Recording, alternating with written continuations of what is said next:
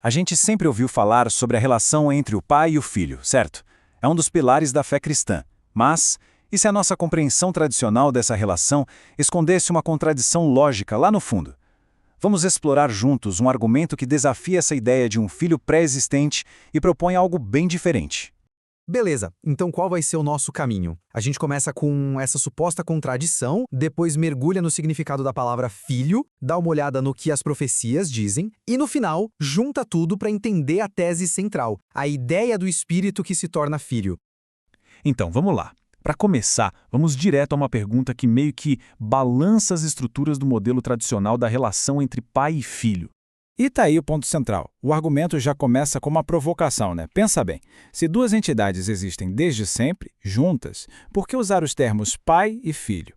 Essas palavras sugerem uma ordem, uma origem. A fonte aqui questiona, por que não irmãos eternos? Faz pensar. Pois é, essa pergunta leva direto para a tese principal que a gente vai explorar. A ideia de que Cristo, sim, preexistia, mas não como filho. A proposta é que ele preexistia como o único Espírito eterno, o próprio Pai, que em um momento da história se tornou filho. Agora, o mais interessante é ver como essa argumentação é construída. E tudo começa com a análise de uma única palavra, filho.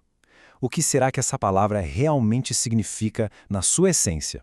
Primeiro, uma olhada na definição padrão, em português mesmo. A palavra filho está totalmente ligada a um genitor, a uma origem, a uma descendência. É um termo que, por si só, pressupõe um começo.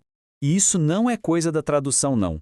Se a gente for lá no grego original do Novo Testamento, a palavra huios carrega exatamente a mesma ideia fundamental. Um descendente, alguém que vem de outro, a posteridade de alguém. Então, o ponto crucial é este. O próprio significado das palavras pai e filho já define uma relação de origem. Um é o gerador, o outro é o gerado. Simples assim. Isto ilustra de forma brilhante o alicerce do argumento. Se a palavra filho, por definição, implica um começo, então o conceito de um filho eterno seria uma contradição de termos. A conclusão lógica, segundo o autor, é que Cristo preexistia sim, mas não como filho. Vamos avançar e ver como essa ideia é aplicada. A análise agora vai para as profecias do Antigo Testamento, buscando nelas algumas pistas sobre a natureza futura dessa relação pai-filho. A primeira pista vem do Salmo 2. É uma declaração direta, mas a análise se concentra em uma única palavrinha que parece marcar um momento no tempo. A palavra é hoje.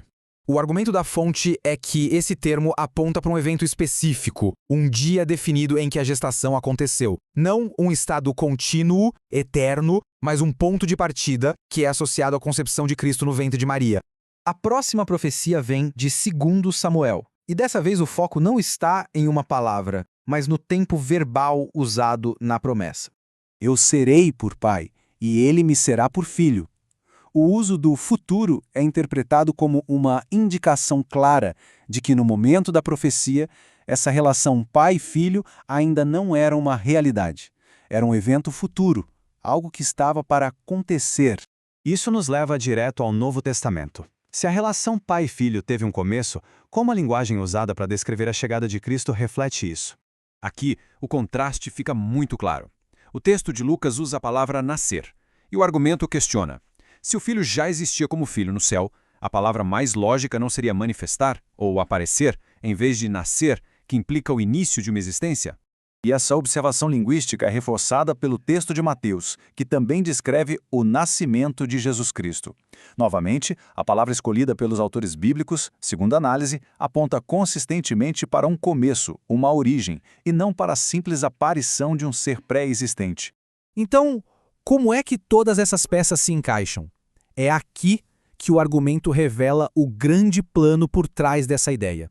A conclusão é que o ato do Espírito Eterno se tornar filho não foi um acaso, mas o centro do plano de redenção. A encarnação, o Verbo que se fez carne, é vista como o momento exato em que o Pai, o Espírito Eterno, se tornou o Filho para salvar a humanidade.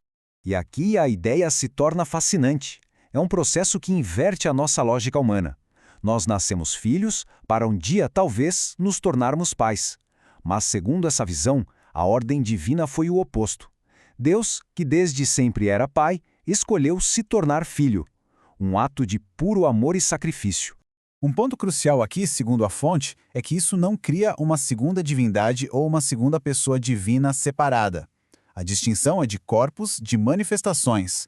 O espírito permanece um e único, agora habitando um corpo humano visível. E essa ideia nos leva a uma das declarações mais famosas de Cristo, que abre a porta para a pergunta final e decisiva. Eu e o Pai somos um. A pergunta que a fonte deixa no ar é esta: o quê? O que exatamente essa unidade significa? Se não são duas pessoas em um sentido humano, em que eles são um? E aqui está a resposta final da argumentação. Eles são um espírito. O mesmo e único Espírito Santo, que por sua natureza onipresente pode estar simultaneamente no trono celestial como Pai e na terra, em um corpo humano, como Filho.